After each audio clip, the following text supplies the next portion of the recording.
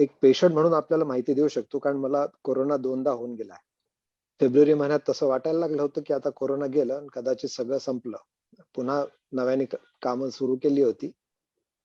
पण एप्रिल महिन्यात परत ही दुसरी लाट आल्यावर असं दिसायला लागलं आणि आता याचं खरं स्वरूप कळलं तर ते अतिशय गंभीर आणि मला वाटतं पुष्कळ वर्षांपर्यंत आपल्यासोबत राहील असं दिसतंय. कारण पेशंट म्हणून आमच्याकडे लोक येतात आणि त्यामुळे आम्हाला माहिती तुमच्यापेक्षा जास्त मिळवावी लागते. दुर्दैवाची गोष्ट अशी आहे की त्यात एक इंडियन व्हेरियंट पण म्हटला जातो.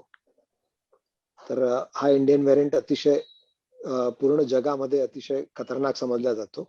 पण आपल्या देशामध्ये याचे हे कमी आहेत आणि जवळपास 90% जे आहेत पेशंट्स ते युनायटेड किंगडम व्हेरियंटचे आहेत. ज्यावेळेला सिम्पटम्स येतात ते साधारण फ्लू सारखे असतात. न्यूमोनिया जेव्हा सुरू होतो फ्लू नंतर तेव्हा ताप वगैरे पण यायला लागतो. तर एकंदरीत त्या आजाराचं जे स्वरूप असतं ते म्हणजे 0 डे जर म्हटला तर 5 दिवस आधी व्हायरस आपल्या शरीरामध्ये गेलेली असते आणि 0 डे पासून मग सिम्पटम वगैरे येऊ शकतात आणि ते कोणते सिम्पटम्स आहेत हे सगळे आपल्याला माहितीच आहे.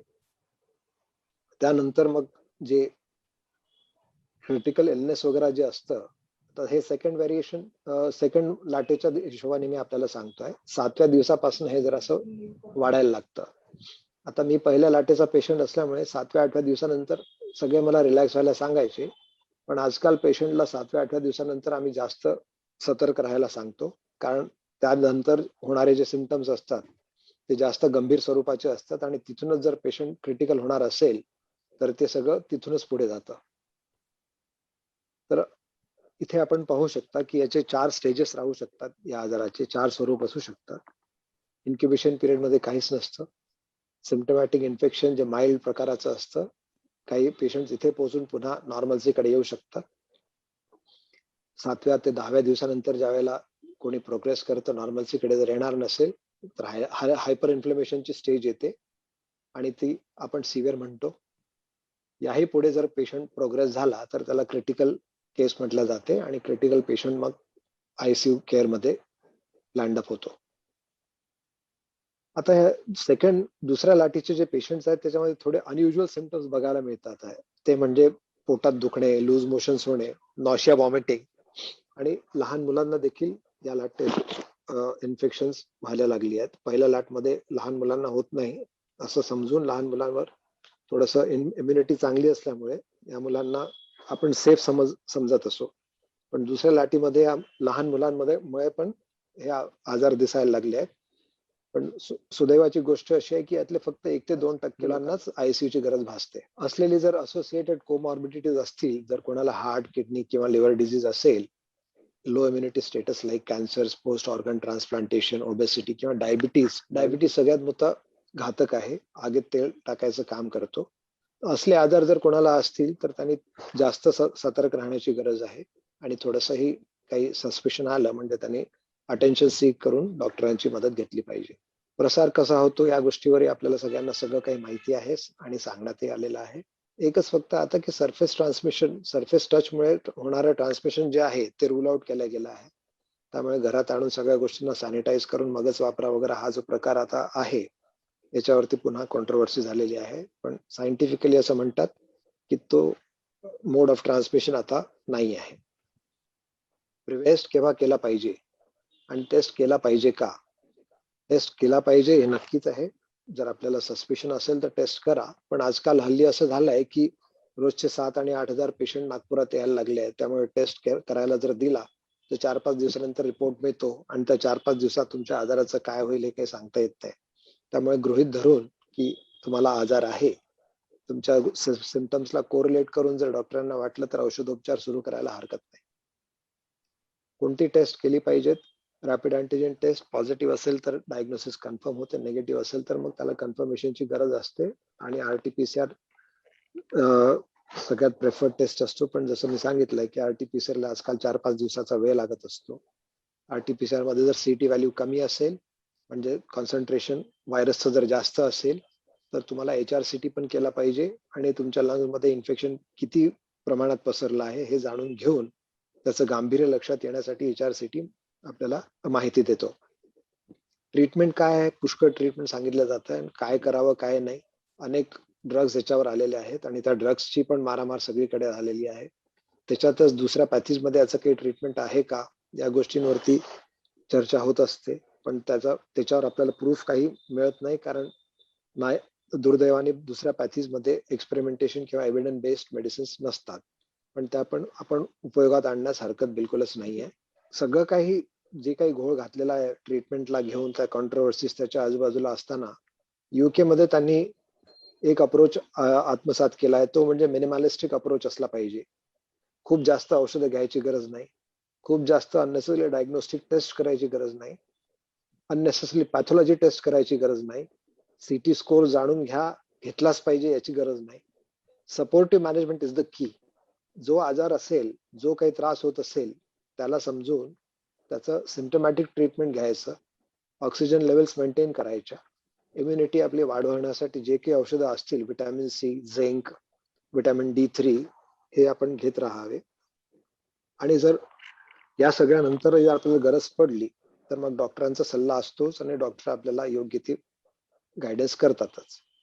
थोडे ऑब्झर्वेशन त्यांच्या याच्यामध्ये इंटरेस्टिंग असे होते की डायबिटीज मध्ये डायबिटिक किटोएसिडोसिस पाहण्याचं प्रमाण जास्त मिळालं, सेप्सिस जास्त बघण्यात आलं, हायपोनेट्रिमिया, हायपोकॅलिमिया, क्वाड्रिपॅरेसिस याचे प्रमाण जास्त बघायला मिळाले. तर हे ओव्हरऑल डॉक्टरांच्या माहितीसाठी असणाऱ्या गोष्टी आहेत, ज्या की सामान्य माणसाला जाणून घेण्याची काही गरज नाही आहे. थोडेसे जे कॉन्ट्रोवर्शियल इश्यूज आहेत त्याच्यावर मी एक प्रकाश टाकावा असं म्हणतो. आयव्हरमेक्टिन घेतलं पाहिजे की नाही याच्यावरही खूप वाद असतात. आयव्हरमेक्टिन अँटीव्हायरल एक खूपच वीक अँटीव्हायरल आहे आणि डेस्परेट सिच्युएशन मध्ये घ्यायला हरकत नाही. NIH ची कोविड ट्रीटमेंट स्टडी होती. There are insufficient data to recommend either for or against the use of ivermectin. त्यामुळे घेतला पाहिजे की नाही हे बरोबर नाही याच्या सांगता येत नाही. पण एक सॉलिडॅरिटी नावाची ट्रायल होती, ज्याच्यामध्ये जवळपास 11,266 पेशंट्सवर त्यांनी ट्रायल केलं होतं आणि त्याच्यानंतर त्यांनी असं हे म्हटलं होतं की निष्कर्ष असा निघाला होता. यात त्यांनी 3 ड्रग्स त्याच्यात टेस्ट केले होते, रेमडेसिवीर, हायड्रोक्सिक्लोरोक्विन, लोपिनाविर आणि रिटोनाविर. त्या तिन्ही ड्रग्सचं त्यांचं असं म्हणणं होतं की given the increases were similar across all 3 study drugs administered post day 7, remdesivir, hydroxychloroquine, lopinavir, investigators concluded that none of the 3 drugs accelerated the recovery.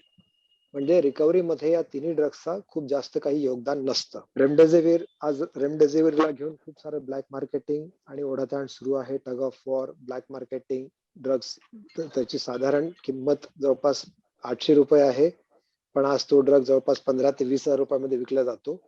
निश्चितच इतकं जास्त त्याचं महत्व वाढवण्याची काही आवश्यकता नाहीये. त्याच्यामध्ये त्यांनी नाईस एक मोठी स्टडी झालेली आहे युके मध्ये, त्याच्यात त्यांनी कंडिशनल रिकमेंडेशन दिलेलं आहे. त्या रिकमेंडेशन नुसार की रेमडेसिवीर 5 दिवस द्यायला हरकत नाहीये. केव्हा द्यायचं? Patients who are young and more than 12 years, 12 वर्षाच्या वरचं जर वय असेल, 40 किलोपेक्षा जास्त जर वजन असेल, ते जर ऑक्सिजनवर असतील आणि त्यांना इन्व्हेसिव्ह व्हेंटिलेशन जर चालू नसेल तर 5 दिवसांसाठी द्यायला हरकत नाहीये. दुसरा एक ड्रग असाच जो सगळ्यांना अमृतासारखा वाटायला लागलाय, तो म्हणजे टोसिलिझुमॅब आहे. पण त्याच्यावरही त्यांनी निष्कर्ष असे काढले आहेत की use it in adults only if all the following apply. काय काय कंडिशन्स अप्लाय होतात? त्या कंडिशन्स अशा अप्लाय होतात की those who have completed or having a course of steroids like dexamethasone have not received another inhibitor, have no other म्हणजे जर bacterial किंवा व्हायरल इन्फेक्शन सुपरॲडेड असेल या पेशंटला जर दुसरं काही सुपरॲडेड इन्फेक्शन असेल तर टोसिलिझुमॅब घ्यायला नको.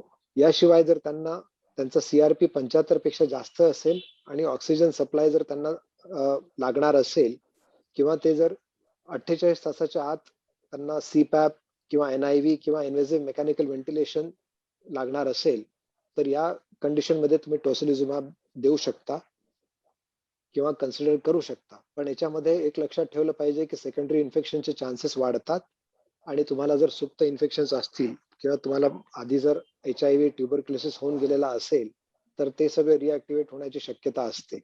तर टोसिलिझुमॅबही तुम्ही घेऊ शकता, पण टोसिलिझुमॅबचे जे दुसरे ऑल्टरनेटिव्ह मार्केटमध्ये म्हटले जातात, आता हाय ड्रग तसा ओव्हरऑल ओरिजिनली 40,000 रुपयाला एक वायल मिळायची, पण आजकाल हाही जवळपास 4 ते 5 लाख रुपयापर्यंत एका वायलसाठी म्हणजे विकला जातो आहे आणि तेवढा काही हा फायदेमंद नाही आहे. दुसरा आता कन्व्हलसंट प्लाझ्मा थेरपी. कन्व्हलसंट प्लाझ्मा थेरपी वर दुसऱ्या लाटेमध्ये एक आउटराईट ट्रायल झालेला आहे आणि त्यांनी सांगितलं आहे की it did not improve the outcomes in this group and it does not show any significant difference in the primary end point of the 28 day mortality. याचा अर्थ असा की याचे पण खूप जास्त काही उपयोग आपल्या पेशंटमध्ये दिसत नाही. ऑन द कॉन्ट्ररी याच्यामध्ये असलेल्या ज्या रिस्क आहेत त्या त्यांनी पॉइंट आउट केलेल्या आहेत आणि त्या पण अतिशय गंभीर आहेत. हिमोलिटिक रिएक्शन्स इंड्यूस होऊ शकतात, अलर्जिक अनाफिलॅक्टिक रिएक्शन्स येऊ शकतात, ट्रान्सफ्युजन रिलेटेड प्रॉब्लेम्स येऊ शकतात. प्लाझ्माच्या मागे धावण्यात काही अर्थ नाही आहे. WHO ची सॉलिडॅरिटी ट्रायल जी होती त्यांनी अँटीव्हायरल ड्रग्स हॉस्पिटलाइज पेशंटमध्ये केव्हा देण्यात यावे यासाठी ह्या 3 ड्रग्सची जी मी तुम्हाला सांगितली तर तीच एक ट्रायल त्यांनी केली आणि सांगितलं की त्या तिन्ही ड्रग्स मध्ये काही अर्थ नाही आहे. वॅक्सिन्स आता अवेलेबल आहेत. त्या वॅक्सिन्स पैकी आपण कोणत्या वॅक्सिन्स कडे जावं? पुष्कळ लोकांना असं ऐकण्यात येतं की कोवॅक्सिन घ्यावी की कोविशिल्ड घ्यावी. तर या सगळ्या वॅक्सिन ज्या आहेत त्यांचे आपापले ऍडव्हान्टेजेस डिसएडव्हान्टेजेस आहेत. पण तुमच्या वाट्याला जी कोणती वॅक्सिन येत असेल ती घेऊन तुम्ही पुढे जायला हरकत नाही, कारण एफिकेसी जवळपास सगळ्यांची सारखी आहे. मॉडर्ना आणि फायझरच्या एफिकेसीस त्यांनी प्रूव्ह केलेल्या आहेत 95%, पण याच्यामध्ये पण सॅम्पल साईज खूप जास्त मोठा नव्हता, कारण खूप कमी वेळामध्ये या सगळ्या वॅक्सिन डिवाइस झालेल्या आहेत. ऑक्सफोर्डची आणि ॲस्ट्राझेनेकाची ज्याला आपण कोविशिल्ड म्हणतो त्याची एफिकेसी जवळपास 62 ते 90% म्हटलं जायची आणि कोवॅक्सिन जी भारत बायोटेकची वॅक्सिन होती तिची एफिकेसी प्रूव्ह नव्हती, पण आता तिची एफिकेसी पण जवळपास 95% पर्यंत म्हटलं जाते आहे. ऑन द कॉन्ट्ररी कोवॅक्सिनची वॅक्सिन जी आहे ती नवीन व्हॅरियंट्स मध्ये पण उपयुक्त असते असं म्हटलं जाते आहे. तर केव्हा घ्यायचं सेकंड डोस? एक कंट्रोवर्सी अशी आहे की 6 आठवड्यांनी घ्यायचा की 8 आठवड्यांनी घ्यायचा. तर सिरम इन्स्टिट्यूट ऑफ इंडियामध्ये असलेल्या मित्रांनी सांगितलं आहे की दुसरा डोस तुमचा पहिले ते 1 ते 3 महिन्यानंतर तुम्ही कधी पण घ्यायला हरकत नाही, त्याची एफिकेसी सारखीच असते, पण 3 महिन्याच्या वर तुम्ही होऊ द्यायला नको. आता वॅक्सिनने आपल्याला पेशंट विचारतो गॅरंटी आहे का? गॅरंटी कुठल्याच याने मिळत नाही, कारण हा आजार अतिशय नवीन आहे, याच्याबद्दल खूप जास्त माहिती नाही आहे. पण काय काय आपल्याला अचीव्ह करता येऊ शकतं ते म्हणजे एकतर इन्फेक्शनची रिस्क कमी होऊन जाते. डिझीजची सिव्हिरिटी, जर तुम्हाला डिझीज झालीच तर त्याची सिव्हिरिटी कमी होते. जर तुम्हाला आजार झाला असेल तर त्याचा risk of transmission to others म्हणजे तुमच्या जवळपासच्या लोकांना होण्याचे चान्सेस कमी होतात आणि हर्ड इम्युनिटी लवकर तयार होण्यासाठी याची मदत होते. नागपूरच्या पेशंट्सला जवळपासच्या जर काही गरज पडली तर इम्पॉर्टंट लिंक्स ज्या आहेत ह्या नागपूर म्युनिसिपल कॉर्पोरेशनच्या वेबसाईटवर पण आहेत, पण इथून पण आपण तशा नोंदवून घेऊ शकता. सरकारी हॉस्पिटल्समध्ये पण अवेलेबल आहेत. काही स्वतःचे असे सेल्फ प्रोफेस लोक पण आहेत जे ऑक्सिजन सप्लाय पुरवठा करतात. ॲम्ब्युलन्स सर्व्हिसेससाठी लागणारे जे इम्पॉर्टंट नंबर्स आहेत त्याची यादी इथे दिलेली आहे. ऑनलाईन कन्सल्टेशनसाठी अवेलेबल असलेले डॉक्टर्स जे आहेत ते पण आपल्याला इथे फोन नंबर्स आपण स्नॅपशॉट घेऊ शकता. कोणत्या हॉटेल्सला हॉस्पिटल म्हणून कन्वर्ट केले गेलेलं आहे, म्हणजे पलंगासाठी आपण जे आजकाल धावपळ बघतो आहे ती कमी करण्यासाठी या हॉटेल्समध्ये पण आपण अप्रोच करू शकता. क्वारंटीन असाल घरात सगळेच तर घरात अन्न शिजत नाही किंवा बाहेरून अन्न आणून देणारे कोणी नसतात, तर अशा दिवसांमध्ये घरोघरी डबे पोहोचवण्यासाठी पण पुष्कळशा सुविधा आपल्या नागपुरात उपलब्ध आहेत. त्यांची ही नंबर्स इथे दिलेली आहेत. हॉस्पिटल्स जवळपास सगळ्याच मोठ्या हॉस्पिटल्समध्ये आज कोरोनाचे पेशंट्स ऍडमिट केले जातात. सगळे नंबर्स त्यांनी दिलेले असतात, पण फोन नंबर्स सहसा आउट ऑफ रीच किंवा अनआन्सर्ड होतात किंवा त्याच्यावरती उपलब्ध नाही असं सांगण्यात येतं. त्यामुळे हॉस्पिटल जवळपासचं जे असेल किंवा तुमच्या जनरल प्रॅक्टिशनरला फॅमिली फिजिशियनच्या सल्ल्यानुसार जे काही हॉस्पिटल तुम्हाला उपलब्ध होत असेल तिथे ऍडमिशन घेऊन ऍडमिट व्हायला हरकत नाहीये.